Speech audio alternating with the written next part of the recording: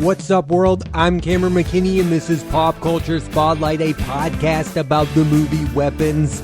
Here's a quick synopsis. 17 of the 18 children in Justine Gandy's third grade class goes missing, and no one in Maybrook, Pennsylvania knows why or where they went. The film stars Julia Garner, Josh Brolin, Alden Ehrenreich, Benedict Wong, Austin Abrams, Cary Christopher, and Amy Madigan. Standout performances: Julia Garner, before Weapons, worked on two horror films, Apartment 7A, a prequel to the beloved Rosemary's Baby, and Wolfman. And let me be the one to say, third time's the charm with Weapons. She's finally in a great horror movie, and in my humble opinion, she's the best thing about the movie, playing third grade teacher Justine Gandy, who is maybe too attached to her students and has a drinking problem. I would not go as far as to say that this is the best film performance of Gardner's career. That honor belongs to the assistant, but this is one of her best. She's playing an emotionally vulnerable character. She's the one I felt the most empathy towards. She's an unwilling face of a tragedy. She's the teacher of the class where nearly every student has gone missing and is trying to come to terms with the fact that her life will never be the same. I know that Weapons is an ensemble piece, but within those kinds of movies, there is always one actor that takes the entire movie and runs with it. And in the case of Weapons, that is Julia Garner. Not only does she give the best performance, her character Justine is the most integral part of the movie. If you don't buy into her arc, the entire movie falls apart. From the outside looking in, it appears that Josh Brolin, for the most part, makes his film choices based on director. He's worked with the Coen brothers 3 times on No Country for Old Men, playing Llewellyn Moss, who finds stolen money and is being targeted by a bounty hunter. He's not the best performance of the movie, but it's a real turning point in his career. True Grit, it's a supporting role, but Brolin makes for a great villain. And Hail Caesar, my favorite of his work with the Coen brothers. Brolin is so funny in that movie. Ridley Scott on American Gangster, paired with Denzel Washington and Russell Crowe. Oliver Stone on W, playing George H.W. Bush, and Wall Street, Money Never Sleeps. I know this movie is not on par with the original Wall Street, but everything that works in this movie is because of Josh Brolin. Gus Van Sant on Milk, Brolin's sole Oscar nomination up to this point. Paul Thomas Anderson on Inherent Vice. The phone calls between Brolin and Joaquin Phoenix are fantastic in that movie. And Denis Villeneuve on Sicario. His intro to Emily Blunt is my favorite part of that movie. Dune and Dune Part 2. He's not the lead of that franchise, but for a few scenes in each movie, he reminds you he's Josh Brolin, and he's one of the best actors working today. Weapons has Josh Brolin working with up-and-coming writer-director Zach Cregger, playing Archer Graff, a parent of one of the missing children. He's distraught. He wants answers, and he's taking matters into his own hands.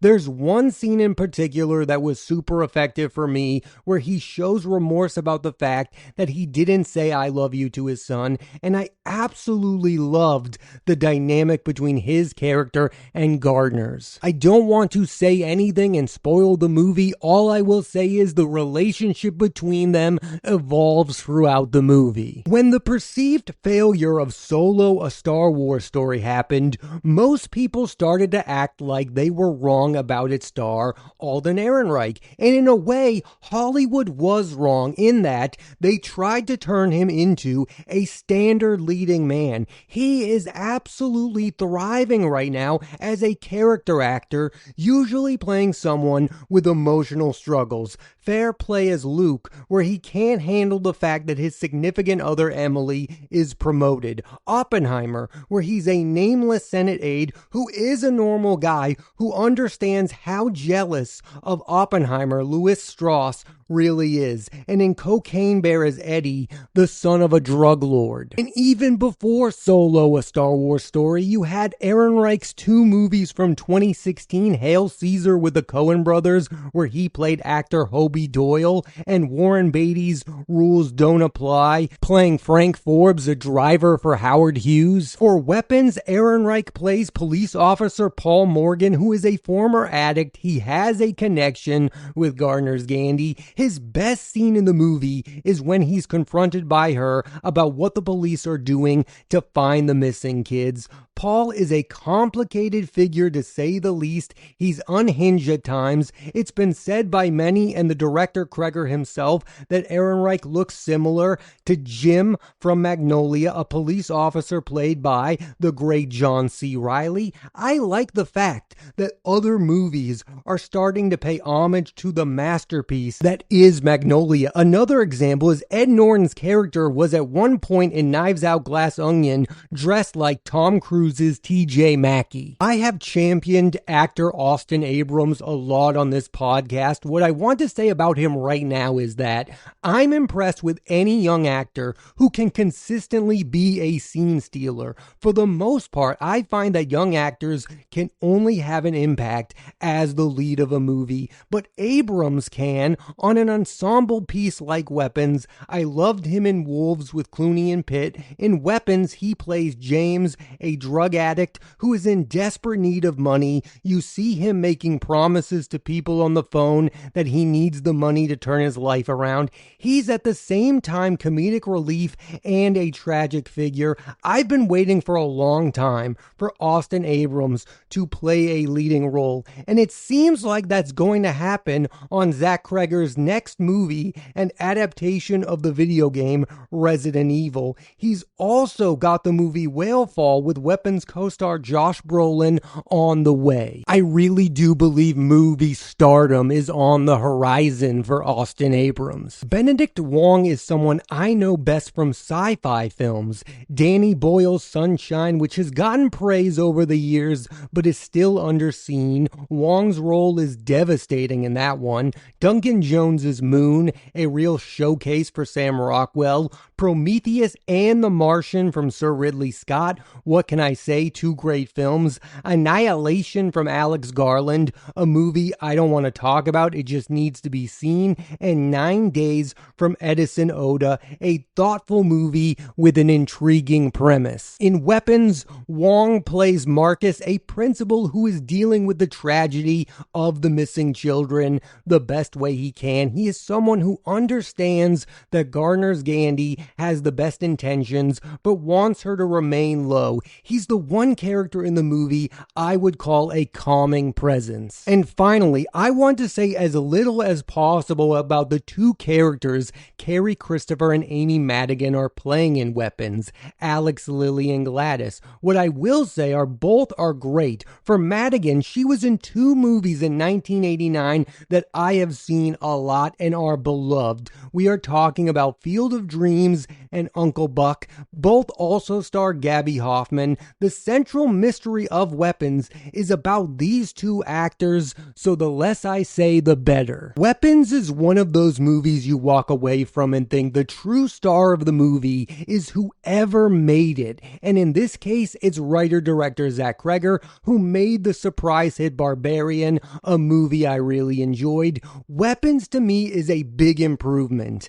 I loved the structure of the film. He gave every character moments to shine. Now, some people want him to be more like Jordan Peele, Ari Aster, and Robert Eggers, and make movies that are deeper and more purposeful. And I love all of those directors. I kind of disagree with the idea that all of their movies are incredibly deep. First thing first is to make a good movie, which is what Cregger did with Weapons. This is a guy who is still working on his craft. He is in the early stages of being a film director. Because of the ensemble piece, because of Alden Ehrenreich, many people, many critics, and many audience members are comparing Weapons to the movie Magnolia. And where the similarities to Magnolia begins for me is the confidence of the filmmaker. You watch Weapons and you feel the brashness of what Zach Cregger is doing. This is a guy making a movie the way he wants to make it, and I believe he wants you to be impressed by the filmmaking, and I don't mean that in a bad way, and I feel the exact same way when I watch Magnolia. I don't care what the movies are about. With Magnolia, you cannot encapsulate what that movie is about in one sentence, and the same goes for Weapons. You just need to sit down and experience them. I am trying to avoid specifics about Weapons. What I will say is, it's what I want out of horror. It's about the characters, the actors, and their performances that also happens to be entertaining and a good time. It's got a mix of drama, horror, and comedy that you need to watch. Cregger proves himself to be so good with tone. Box office. Weapons has been a big hit so far, making $139 million at the box office against a $39 million budget, and I love this for many reasons. For one, it will allow Zach Cregger the opportunity to make movies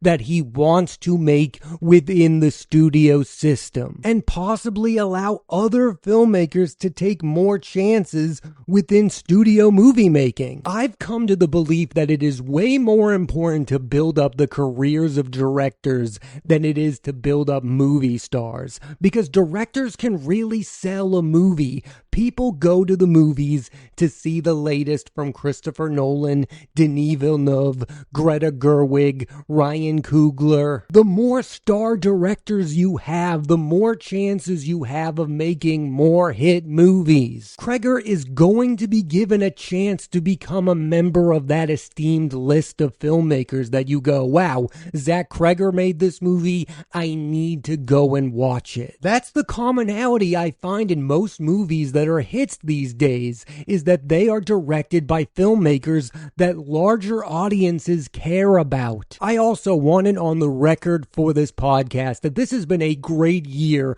of horror films in 2025. We've had movies from Danny Boyle 28 years later, Ryan Coogler with Sinners, and Zach Cregger with Weapons. Far and away 3 of the best movies of 2025. Oscar chances. I've heard the thought that because Sinners came out this year also, it will be hard for Weapons to flourish at the Academy, and I get the idea. Only one horror can do well at the Academy Awards, but Weapons should be a major player. Zach Cregger deserves a screenplay nomination, and the performance that I think deserves one comes from Julia Garner. Yes, in my world, it deserves a Best Picture nominee, but that's asking for a lot, and there's still a lot of time to go. Not all of the movies have come out yet. I find the Academy's relationship with modern day horror movies to be so weird, because it's the genre that is thriving the most in society.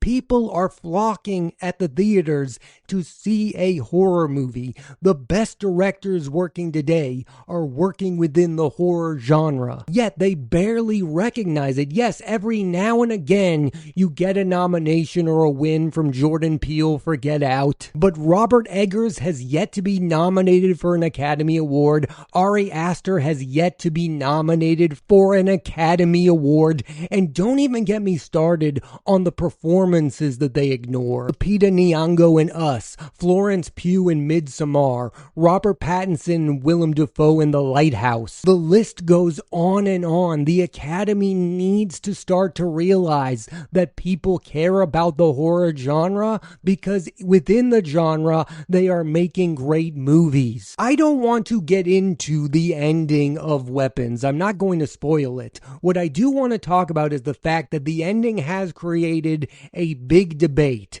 about whether or not it works. The argument being that the ending does not fit within the rest of the movie. Some have described the ending as a bit silly. I am not one of those people. I really enjoyed the ending of this film. But the way people are talking about the ending reminds me of the way that people were talking about the ending of 28 years later. And what I've come to realize is the fact that people just really care about the ending of horror movies. How is this all going to come together? That's what they're there for. And I get that. I think an ending of a movie is really important. Movies can completely fall apart if there is a bad ending. But I just don't understand not liking an ending because it was too surprising or whatever. We've all watched movies with safe endings and we go, yeah, I saw that coming from a mile away. They didn't really know how to end this movie properly,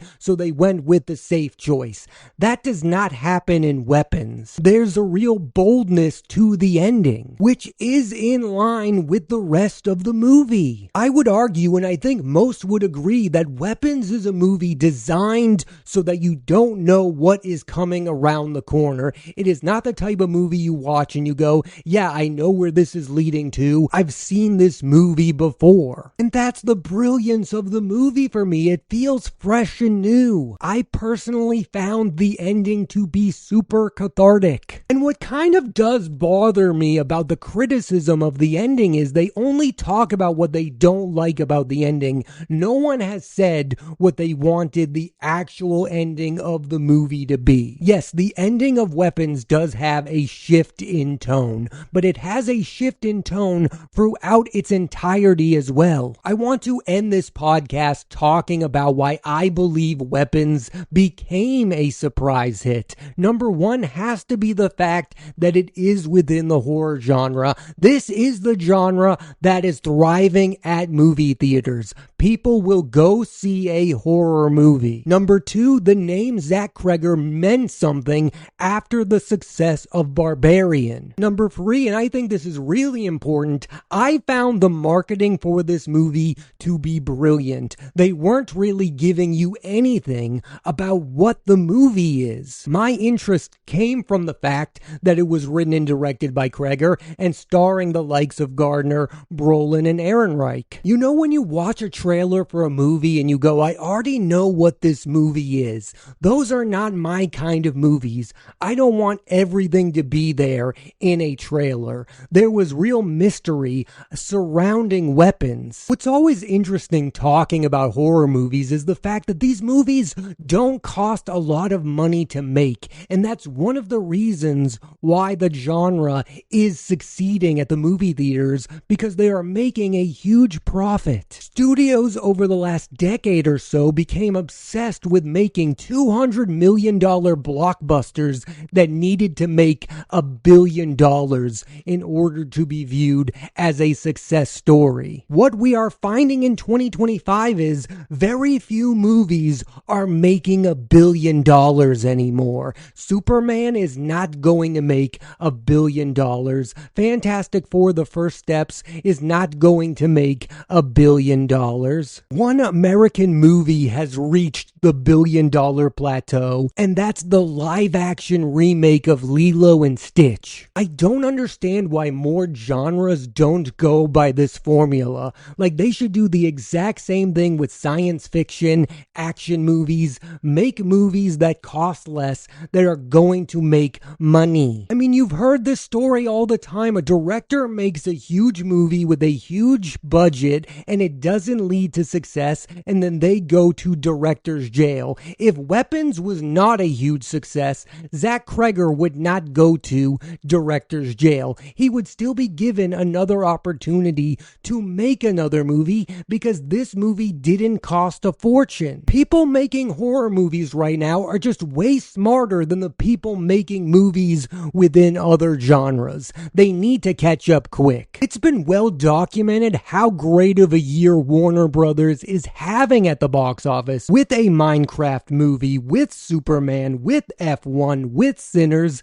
and now with Weapons, and now everyone is going to put their eyes on Paul Thomas Anderson's One Battle After Another, starring Leonardo DiCaprio. I, like everyone, want that movie to also be a massive hit. It's been a great year for director-driven movies at Warner Brothers, which is really interesting because once upon a time, Christopher Nolan Brolin left Warner Brothers for Universal because he believed they were mistreating their filmmakers, putting their movies on a streaming service. Warner Brothers is doing a good job of fixing their reputation. They are now working with the likes of Ryan Coogler and Zach Cregger. Weapons is a massive success for all involved, but especially for Cregger, who deserves to work on any scale he wants to moving forward. Thanks for listening to this edition of Pop Culture Spotlight. I'm Cameron McKinney, and there'll be a new episode of the podcast